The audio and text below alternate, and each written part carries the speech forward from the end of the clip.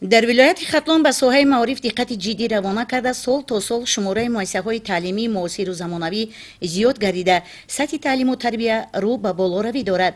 дар ҷаласаи имрӯза муовини вазири маориф ва илми ҷумҳурии тоҷикистон сардори риёсати маориф ва илми вилоят инчунин як қатор шахсони масъули соҳа ва омӯзгорон ширкат доштанд. маорифчиёни вилоят дар самти баланд бардоштани сифати таълиму тарбия дар ҳама зинаҳои таҳсилот ҷаҳду талош намуда дастуру супоришҳои роҳбарияти олии кишварро дар самти боз сам ривоҷу равнақ додани соҳа пайи амал қарор доданд.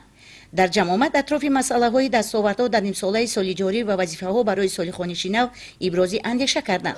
гуфта шуд ки таи солҳои соҳибистиқлолӣ дар вилояти хатлон соҳаи маориф рушд карда дар шаҳру навоҳии вилоят соли ҷорӣ 32 адад иншооти соҳаи маориф дорои 213 симхона барои 5325 ҷойи нишаст дар як баст сохта ба истифода дода шуд ва ҳамзамон барномаҳои гуногуни давлатӣ пайи амал қарор гирифтанд. амалӣ гардидани барномаҳои давлатӣ дар самти сохтмон ва ташкили симхонаҳои иловагӣ, ташкили кабинетҳои фаннӣ, компютеркунонии муассисаҳо, истифодаи технологияи коммуникатсионӣ, барномаи давлатии бисолаи омӯзиш ва рушди фанҳои табиатшиносӣ, дақиқ ва риёзӣ барои солҳои 2020-2040, як қатор озмуну олимпиадаҳои фаннӣ боиси боз ҳам рушд кардани соҳа ва ба таълиму тарбияи насли наврас мусоидат кард. маълум гардид ки таи солҳои охир даҳҳо муассисаҳои таълимӣ ва муассисаҳои томактабӣ сохта мавриди баҳрабардорӣ қарор гирифтаанд.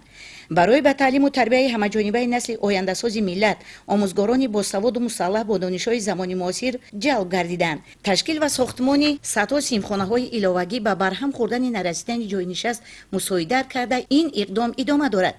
бахшида ба истиқболи арзанда ҷашни 35-солагии истиқлоли давлатии ҷумҳурии тоҷикистон дар ҳудуди вилоят сохтмони муассисаҳои мактабию томактабӣ иншооти гуногуни соҳаи маориф бо шумораи 165 адад иборат аз 1137 симхона бо фарогирии 28425 ҷойи нишаст ҷараёни тоза дошта онҳо то рӯзҳои ҷашн зина ба зина мавриди баҳрабардорӣ қарор дода мешаванд. соли равон шумораи муассисаҳои таҳсилоти томактабӣ ба 169 адад расидааст. ҳамасола шумораи зиёди хонандагон дар озмуну олимпиадаҳо ширкат варзида сазовори ҷойҳои ифтихорӣ мегарданд. имрӯзҳо баҳри баланд бардоштани сатҳу сифати таълим маорифчиён аз ҳамаи имкониятҳо истифода карда дар ин самт ба муваффақиятҳо ноил гардиданд. шаҳодати ин иштироки фаъолонаи хонандагон дар озмунҳои байналмилалӣ мебошад. дар вилоят ҷалби омӯзгорони ҷавон низ хуб ба роҳ монда шудааст. нисбати онҳо ва зисту зиндагиашон диққати бештар равона гардида ба онҳо имтиёзҳои гуногун дода шудааст ки соли ҷорӣ зиёда аз 30 нафар ба заминҳои назди ҳавлигӣ ва қарзҳои имтиёзнод таъмин карда шуданд. дар вилоят 14 муассисаҳои интернатӣ фаъолият мекунанд ки дар онҳо 2502 нафар тарбиятгирандагон ба таълиму тарбия ҷалб карда шуданд. муассисаҳои таҳсилоти иловагӣ айни ҳол дар ҳудуди вилоят 27 марказҳои таҳсилоти иловагӣ, 332 маҳфил бо фарогирии зиёда аз 15000 нафар хонандагон фаъолияти пурсамар доранд.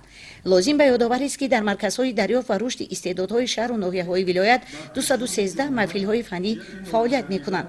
дигар баромадкунандагон дар бораи ғамхориҳои рӯзафзуни ҳукумати кишвар хоса сарвари давлат пешвои миллат муҳтарам эмомалираҳмон андешаҳои неку ҷолиб изҳор доштанд.